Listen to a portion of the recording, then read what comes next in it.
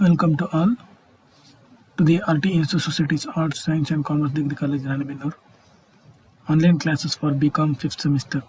Online ತರಗತಿಗಳು 5ನೇ ಸೆಮಿಸ್ಟರ್ನ ವಿದ್ಯಾರ್ಥಿಗಳಿಗೆ. Myself professor Praveen NA, assistant professor department of commerce, RTS degree college Ranebennur. Subject ಬಂದ್ಬಿಟ್ಟು income tax law and practice 1.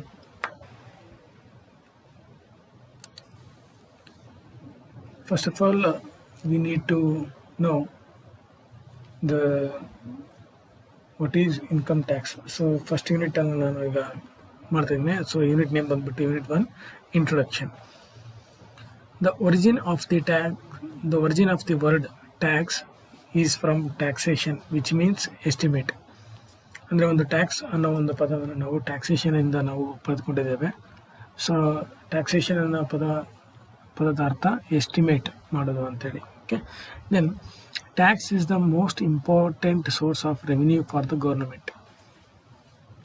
So why we are going to paying the tax, ನಾವು ಯಾವ ಉದ್ದೇಶಕ್ಕಾಗಿ ಟ್ಯಾಕ್ಸನ್ನು ಕಟ್ತೇವೆ ಸರ್ಕಾರಕ್ಕೆ ಅಂತ ನೋಡಿದಾಗ, ಸರ್ಕಾರಕ್ಕೆ ಒಂದು ಮೂಲ ಆದಾಯ ಯಾವುದಾಗಿರುತ್ತೆ ಅದು ಟ್ಯಾಕ್ಸ್ ತೆರಿಗೆ ಆಗಿರ್ತದೆ. Okay, tax helps in mobilisation of resources to the government.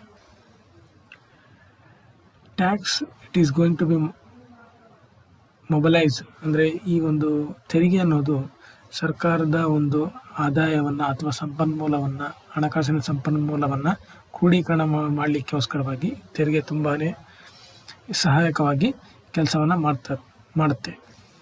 Tax resources are aim to achieve economic growth and development of a nation. Why we are going to collecting the tax, or the government is why it is going to collecting the tax by the peoples or by the society. The tax is going to be collected by the peoples from the government to achieve the economic growth and development of a nation. ಸರಿ, ಸರ್ಕಾರದವರು ಯಾಕೆ ತೆರಿಗೆಯನ್ನು collect ಮಾಡ್ತಾರೆ ಜನರ ಮೇಲೆ ಅಥವಾ ಒಂದು ಸಮಾಜದ ಮೇಲೆ ಅಂತ ನಾವು ನೋಡಿದಾಗ ಒಂದು ಆರ್ಥಿಕ ಅಭಿವೃದ್ಧಿ ಅಥವಾ ಒಂದು ಆರ್ಥಿಕ ಬೆಳವಣಿಗೆ, ಒಂದು ರಾಷ್ಟ್ರದ ಅದನ್ನು ನಾವು ಇಂಪ್ರೂವ್ಮೆಂಟ್ ಮಾಡಲಿಕ್ಕೋಸ್ಕರವಾಗಿ ನಾವೇನು ಮಾಡ್ತೇವೆ, ಟ್ಯಾಕ್ಸನ್ನು ಕಲೆಕ್ಟ್ ಮಾಡಲಿಕ್ಕೆ ಸಾಧ್ಯತೆ ಇರ್ತದೆ ಸರ್ಕಾರದಿಂದ. The tax was imposed or levied on person's income. The tax was dated from 1860 during the British times. So here the tax was imposed or levied means collected on the person's income. The tax was dated from 1860 during British times. ಅಂದರೆ ಈ tax ತೆರಿಗೆಯನ್ನು ನಾವು collect ಮಾಡಿಕೊಳ್ಳೋದು ಮೂಲಭೂತವಾಗಿ ಪರ್ಸನ್ನ income ಮೇಲೆ, ಅಂದರೆ ಒಬ್ಬ ವ್ಯಕ್ತಿಯ ಆದಾಯದ ಮೇಲೆ. ಸೊ ಇದು ಮೊನ್ನೆಯಿಂದ ಸ್ಟಾರ್ಟ್ ಆಗಿರ್ತಕ್ಕಂಥ ಒಂದು ತೆರಿಗೆ ಪದ್ಧತಿ ಅಲ್ಲ. ಇದು ನಾವು ಬ್ರಿಟಿಷರ ಆಡಳಿತದ ಕಾಲದಿಂದ, ಅಂದರೆ 1860ರಿಂದ ಕೂಡ ಇದೇನಾಗಿದೆ, ತನ್ನ ಕಾರ್ಯವ್ಯಾಪ್ತಿಯನ್ನು ಒಳಗೊಂಡಿರ್ತದೆ. The Indian income tax act of 1961 as the following versions of concepts. 3-tier government tax existed: tax of the central government, taxes of the state government, and finally the taxes of the local government. ಭಾರತೀಯ ಆದಾಯ ತೆರಿಗೆ ಕಾಯ್ದೆ 1961ರ ಪ್ರಕಾರ ನಾವು ಒಟ್ಟು 3 ಪದ್ಧತಿಯ ಅಥವಾ 3 ಪ್ರಕಾರದ ತೆರಿಗೆಗಳನ್ನು ನಾವು ನೋಡಲಿಕ್ಕೆ ಸಾಧ್ಯತೆ ಇರ್ತದೆ, ಸರ್ಕಾರದ ತೆರಿಗೆಗಳನ್ನು. ಸೊ ಅದರಲ್ಲಿ ಮೊದಲನೇದು ಬಂದ್ಬಿಟ್ಟು ಕೇಂದ್ರ ಸರ್ಕಾರದ ತೆರಿಗೆ, ಮತ್ತು 2ನೇದು ರಾಜ್ಯ ಸರ್ಕಾರದ ತೆರಿಗೆ, ಮತ್ತು 3ನೇದು ಸ್ಥಳೀಯ ಅಥವಾ local taxes of the government, ಸ್ಥಳೀಯ ತೆರಿಗೆ ಅಂತ ನಾವು ಅದನ್ನು ಕರಿತೇವೆ. Then the next concept is types of taxes. ತೆರಿಗೆಯ ಪ್ರಕಾರಗಳು. So the types of taxes, we having 2 types of taxes. One is direct tax and another one is indirect tax. Direct tax ಅಂದರೆ, what do you mean by direct tax? Direct tax means it is a tax which is going to be directly imposed or levied or collected by the persons of the income. For example, income tax or income tax and wealth tax. This is the example for the direct taxes. So ಇಲ್ಲಿ ನಾವು ತೆರಿಗೆ ಪ್ರಕಾರಗಳಲ್ಲಿ ನಾವು ಎರಡು ರೀತಿಯಾಗಿರ್ತಕ್ಕಂಥ ಪ್ರಕಾರಗಳನ್ನು ನಾವು ನೋಡ್ತೇವೆ. ಸೊ ಮೊದಲನೇದು ಡೈರೆಕ್ಟ್ ಅಂದರೆ ನೇರ ತೆರಿಗೆ, ಮತ್ತು ಇನ್ನೊಂದು ನೇರ ಅಥವಾ ಪರೋಕ್ಷ ತೆರಿಗೆ ಅಥವಾ ಇನ್ನೊಂದು ಅಪರೋಕ್ಷ ತೆರಿಗೆ ಅಂತ ಕರಿತೀವಿ. ಸೊ ಇಲ್ಲಿ ನೇರ ಅಥವಾ ಪರೋಕ್ಷ ತೆರಿಗೆಗೆ ನಾವು ಇದನ್ನು ನಾವು ವ್ಯಕ್ತಿಯ ಆದಾಯದ ಮೇಲೆ ನಾವು ಇದನ್ನೇನು ಮಾಡ್ತೇವೆ, ಕಲೆಕ್ಟನ್ನು ಮಾಡ್ತೇವೆ. ಅದಕ್ಕೆ ನಾವು ನೇರ ಅಥವಾ ಪರೋಕ್ಷ ತೆರಿಗೆ ಅಂತ ಕರಿತೇವೆ. ಸೊ ಇದಕ್ಕೆ ಉದಾಹರಣೆ ಬಂದುಬಿಟ್ಟು ಆದಾಯ ತೆರಿಗೆ ಮತ್ತು ವೆಲ್ತ್ ಟ್ಯಾಕ್ಸ್. ವೆಲ್ತ್ ಅಂತಂದರೆ ಆಸ್ತಿಯ ತೆರಿಗೆ ಅಂತ ಕರಿತೀವಿ. ಇವನ್ನು ನಾವು ನೇರ ಅಥವಾ ಪರೋಕ್ಷ ತೆರಿಗೆ ಡೈರೆಕ್ಟ್ ಟ್ಯಾಕ್ಸಸ್ಸಲ್ಲಿ ನಾವು ನೋಡಲಿಕ್ಕೆ ಸಾಧ್ಯತೆ ಇದೆ. Then next second one indirect tax, ಅಪರೋಕ್ಷ ತೆರಿಗೆ. What do you mean by indirect tax? A indirect tax is a tax which is going to be collected through the one person. The tax is going to be shifted from one person's to the another person's. This is called as indirect tax. So for this example is for the indirect tax, sales tax, okay, VAT, value and value added tax. So ಇಲ್ಲಿ ಅಪರೋಕ್ಷ ತೆರಿಗೆ ಅಂತಂದರೆ, ಅಪರೋಕ್ಷ ತೆರಿಗೆ ಅನ್ನೋದನ್ನು ಇದು ಒಬ್ಬ ವ್ಯಕ್ತಿಯಿಂದ ಇನ್ನೊಬ್ಬ ವ್ಯಕ್ತಿಗೆ ಈ ತೆರಿಗೆ ಏನಾಗ್ತಾ ಇರ್ತದೆ, ಪಾಸ್ ಆಗ್ತಾ ಇರ್ತದೆ.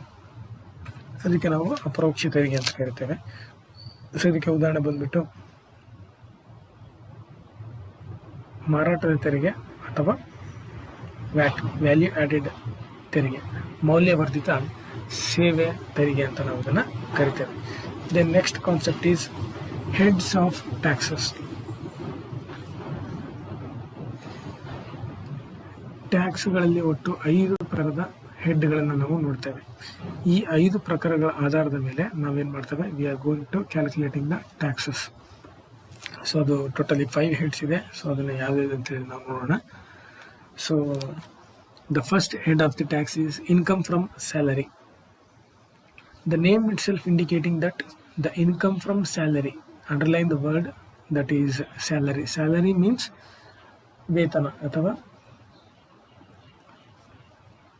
ಸಂಬಳ ಅಂತ ಕರಿತೀವಿ.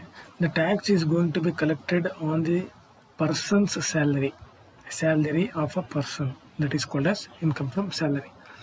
ಸೊ ಇನ್ಕಮ್ ಫ್ರಮ್ ಸ್ಯಾಲರಿ ಅಂತಂದರೆ ಸಂಬಳದ ಮೇಲೆ ಬರ್ತಕ್ಕಂಥ ಆದಾಯದಿಂದ ನಾವೇನು ಮಾಡ್ತೀವಿ, ತೆರಿಗೆಯನ್ನು ನಾವು ಕಲೆಕ್ಟ್ ಮಾಡ್ತಕ್ಕಂಥದ್ದಕ್ಕೆ ನಾವು ಇನ್ಕಮ್ ಫ್ರಮ್ ಸ್ಯಾಲರಿ ಅಂತ ಕರಿತೇವೆ. The next second head, income from house property. The second head, the name itself indicating that the income from house property. House property means the any house the owner is to pay the tax that is fall under the income from house property. So ಎರಡನೇ head ತೆರಿಗೆಯ ಟ್ಯಾಕ್ಸ್ನ head ಯಾವುದು ಅಂತಂದರೆ ಮನೆಯ ಆಸ್ತಿಯ ಆದಾಯದಿಂದ ಬಂದಿರತಕ್ಕಂಥ ತೆರಿಗೆ ಅಂತ ಕರಿತೀವಿ. ಮನೆಯ ಆಸ್ತಿ ಅಂತಂದರೆ ಈಗ ಸ್ವಂತ ಮನೆಯ ಹೊಂದಿರತಕ್ಕಂಥ ಒಬ್ಬ ವ್ಯಕ್ತಿ ಏನು ಮಾಡ್ತಾನೆ, ಅದರಿಂದ ಬಂದಿರತಕ್ಕಂಥ ಆದಾಯದಿಂದ ಅಥವಾ ಬಾಡಿಗೆಯಿಂದ ಬಂದಿರತಕ್ಕಂಥ ಆದಾಯದಿಂದ ಅವನು ಏನು ಮಾಡಬೇಕು, ತೆರಿಗೆಯನ್ನು ಕಟ್ತಾನೆ. The next third one is income from business and profession. The third head of the tax is income from business and profession. The name itself indicating that the business activity and profession. Business ಅಂತಂದರೆ ಇಲ್ಲಿ cloth business ಆಗಿರ್ಬೋದು ಅಥವಾ ಯಾವುದಾದ್ರೂ any type of business is to be fall under this category. And profession ಅಂತಂದರೆ ವೃತ್ತಿ ಅಂತ ಕರಿತೀವಿ. So ಇದರಲ್ಲಿ ನಾವು ಪ್ರೊಫೆಷನನ್ನು, ವೃತ್ತಿಯನ್ನು ನಾವು ಕೇವಲವಾಗಿ ಡಾಕ್ಟರ್ಸ್ಗಳಿಗೆ, ಇಂಜಿನಿಯರ್ಸ್ಗಳಿಗೆ ಮತ್ತು ಲಾಯರ್ಸ್ ಅಥವಾ ಅಡ್ವೊಕೇಟ್ಸ್ಗಳಿಗೆ ಮತ್ತು ಚಾರ್ಟೆಡ್ ಅಕೌಂಟೆಂಟ್ಸ್, ಲೆಕ್ಕ ಪರಿಶೋಧಕರಿಗೆ ನಾವು ಪ್ರೊಫೆಷನ್ಸ್ ಅಂತ ಕರಿತೀವಿ. ಯಾಕೆಂದರೆ ಅವರು ಕೆಲವೊಂದು ವೃತ್ತಿ ಆಧಾರಿತ ಒಂದು ಕೆಲಸವನ್ನು ಅಥವಾ ಜಾಬನ್ನು ಮಾಡ್ತಾ ಇರ್ತಾರೆ. ಸೊ ಹಾಗಾಗಿ ಪ್ರೊಫೆಷನಲ್ಲಿ ಯಾರ್ಯಾರು ಬರ್ತಾರೆ, ಸೊ ಡಾಕ್ಟರ್ಸ್, ಲಾಯರ್ಸ್, ಇಂಜಿನಿಯರ್ಸ್ ಮತ್ತು ಆಡಿಟರ್ಸ್. ಓಕೆ, ಸೊ ಅವರ ಮೇಲೆ ಬಂದಿರತಕ್ಕಂಥ ಆದಾಯವನ್ನು ನಾವು ಪ್ರೊಫೆಷನ್, ಬಿಸ್ನೆಸ್ ಆ್ಯಂಡ್ ಪ್ರೊಫೆಷನ್ ಅನ್ನೋ ಥರ್ಡ್ ಹೆಡ್ಡಲ್ಲಿ ನಾವು ನೋಡಲಿಕ್ಕೆ ಸಾಧ್ಯತೆ ಇದೆ. The next fourth head is income from capital gains. So the fourth head is capital gain. Capital gain in the sense like share capitals, debentures, ಮತ್ತು ಇದರಲ್ಲಿ ಎರಡು ರೀತಿಯಾಗಿರ್ತಕ್ಕಂಥ ಕ್ಯಾಪಿಟಲ್ ಗೇನ್ ಬರ್ತದೆ. ಒಂದು ಲಾಂಗ್ ಟರ್ಮ್ ಕ್ಯಾಪಿಟಲ್ ಗೇನ್ ಮತ್ತು ಇನ್ನೊಂದು short term capital gain ಅಂತ ಕರಿತೇವೆ. ಲಾಂಗ್ ಟರ್ಮ್ ಕ್ಯಾಪಿಟಲ್ ಗೇನ್ ಅಂತಂದರೆ ಇದರಲ್ಲಿ ಬಿಲ್ಡಿಂಗ್ಸ್ ಆಗಿರ್ಬೋದು ಅಥವಾ ಮೆಷಿನರಿ ಆಗಿರ್ಬೋದು ಅಥವಾ any property which the person holds more than 3 years. This is called long term capital gain. Any person who holds the property below 3 years, that is comes under the short term capital gain. So ಇಲ್ಲಿ short term capital gain, long term capital gain ಅಂತಂದರೆ first ಇದರಲ್ಲಿ ಎರಡು types ಬರುತ್ತೆ income from capital ಗೇನ್ಸಲ್ಲಿ. So income from capital ಗೇನಲ್ಲಿ long term capital gain ಅಂತಂದರೆ ಯಾವ ವ್ಯಕ್ತಿ ಒಂದು ವಸ್ತುವನ್ನು ಅಥವಾ ಒಂದು ಆಸ್ತಿಯನ್ನು 3 ವರ್ಷಗಳಿಗಿಂತ ಅಧಿಕವಾಗಿ ಹಿಡಿದಿಟ್ಕೊಂಡಿರ್ತಾನೆ ತನ್ನ ಸ್ವಾಧೀನದಲ್ಲಿ, ಅದನ್ನು ನಾವು ಲಾಂಗ್ ಟರ್ಮ್ ಕ್ಯಾಪಿಟಲ್ ಗೇನ್ ಅಂತ ಕರಿತೇವೆ. ಶಾರ್ಟ್ ಟರ್ಮ್ ಕ್ಯಾಪಿಟಲ್ ಗೇನ್ ಅಂತಂದರೆ ಯಾವ ವ್ಯಕ್ತಿ ಒಂದು ಆಸ್ತಿಯನ್ನು 3 ವರ್ಷಗಳ ಒಳಗಡೆ, ಅಂದರೆ 3 ವರ್ಷಗಳ ಒಳಗಡೆ ಅಂತಂದರೆ ತಾನು ಖರೀದಿ ಮಾಡಿದ ದಿನಾಂಕದಿಂದ 3 ವರ್ಷದ ಒಳಗಡೆಗೆ ಹೊಂದಿರತಕ್ಕಂಥ ಸ್ವಾಧೀನವನ್ನು ಹೊಂದಿರತಕ್ಕಂಥ ಆಸ್ತಿಗೆ ನಾವೇನಂತ ಕರಿತೇವೆ, ಶಾರ್ಟ್ ಟರ್ಮ್ ಕ್ಯಾಪಿಟಲ್ ಗೇನ್ ಅಂತ ಕರಿತೇವೆ. Okay, then next the last and fifth head is income from other sources. Income from other sources ಅಂತಂದರೆ the any income which cannot be fall under the above 4 heads that fall under this head, that is called as income from other sources. ಯಾವುದೇ income from other sources ಅಂತಂದರೆ ಏನಪ್ಪ ಅಂತಂದರೆ ಈ ಮೇಲಿನ 4 ಹೆಡ್ಗಳಲ್ಲಿ ಬರದೇ ಇರತಕ್ಕಂಥ ಐಟಮ್ಗಳು ಏನು ಮಾಡ್ತವೆ, ಸೊ ಈ ಹೆಡ್ಡಲ್ಲಿ ಬರ್ತದೆ, ಅದಕ್ಕೆ ನಾವು ಇನ್ಕಮ್ ಫ್ರಮ್ ಅದರ್ ಸೋರ್ಸಸ್ ಅಂತ ಕರಿತೇವೆ. ಸೊ ಇದರಲ್ಲಿ ಯಾವ್ಯಾವ ಐಟಮ್ ಬರ್ತದೆ ಅಂತ ನೋಡಿದಾಗ ಲೈಕ್ ಹಾರ್ಸ್ ರೇಸ್, ಕುದುರೆಯ ಒಂದು ರೇಸ್ ಆಗಿರ್ಬೋದು, ಮತ್ತು ಗ್ಯಾಂಬ್ಲಿಂಗ್, ಜೂಜು ಆಡೋದಾಗಿರ್ಬೋದು, ಮತ್ತು ಕೆಸಿನೋ ಅಂತಂದರೆ ಸೊ ಅದು ಕೂಡ ಜೂಜು ಆಡೋದಾಗಿರ್ಬೋದು, ಮತ್ತು ಕಾರ್ಡ್ ಗೇಮ್ಸ್, ಈಗ ಕಾರ್ಡ್ಸ್ ಗೇಮ್ಸ್ ಆಡ್ತಾರಲ್ಲ ಅದಾಗಿರ್ಬೋದು, ಅಥವಾ ಮತ್ತು ನೆಕ್ಸ್ಟು ಕ್ರಾಸ್ವರ್ಡ್ ಪಝಲ್ ಗೇಮ್ಸ್. ಈಗ ಟಿ ವಿ ಶೋ ಅಥವಾ ರಿಯಾಲಿಟಿ ಶೋಗಳಲ್ಲಿ, ಅಥವಾ ಉದಾಹರಣೆಗೆ ಬಿಗ್ ಬಾಸ್ ಅಂತ ಯಾವುದಾದ್ರೂ ಶೋ ಆಗಿರ್ಬೋದು, ಅಥವಾ ಕೌನ್ ಬನೇಗ ಕರೋಡ್ಪತಿ ಅಂತ ಒಂದು ಶೋ ಆಗಿರ್ಬೋದು, ಆ ಶೋಯಿಂದ ಗೆದ್ದಿರ್ತಕ್ಕಂಥ ಹಣಕ್ಕೆ ನಾವೇನು ಮಾಡಬೇಕು, ಇಲ್ಲಿ ಟ್ಯಾಕ್ಸನ್ನು ಕಟ್ತೇವೆ. ಸೊ ಇದಕ್ಕೆ ನಾವು ಇನ್ಕಮ್ ಫ್ರಮ್ ಅದರ್ ಸೋರ್ಸಸ್ ಅಂತ ಕರಿತೇವೆ. So okay, so totally dear students, totally income ಟ್ಯಾಕ್ಸಸ್ಸಲ್ಲಿ ಒಟ್ಟು 5 ಹೆಡ್ ಇದೆ. ಸೊ ಅದು ಯಾವುದಪ್ಪ ಅಂತಂದರೆ ಇನ್ಕಮ್ ಫ್ರಮ್ ಸ್ಯಾಲರಿ. ಸೊ ಇಲ್ಲಿ ನಾವು ಒಬ್ಬ ಪರ್ಸನ್ನಿನ ಸ್ಯಾಲರಿಯ ಮೇಲೆ ನಾವೇನು ಮಾಡ್ತೇವೆ, ಟ್ಯಾಕ್ಸನ್ನು ಕಲೆಕ್ಟ್ ಮಾಡ್ತೇವೆ. Then next income from house property, ಮನೆಯ ಆಸ್ತಿಯ ಆದಾಯದ ಮೇಲೆ ನಾವಿಲ್ಲಿ ಏನು ಮಾಡ್ತೇವೆ, ತೆರಿಗೆಯನ್ನು ಅಥವಾ ಟ್ಯಾಕ್ಸನ್ನು ಕಲೆಕ್ಟ್ ಮಾಡ್ತಾ ಇದ್ದೇವೆ. ದೆನ್ ನೆಕ್ಸ್ಟ್ ಥರ್ಡ್ ಹೆಡ್ ಯಾವುದು, income from business and profession.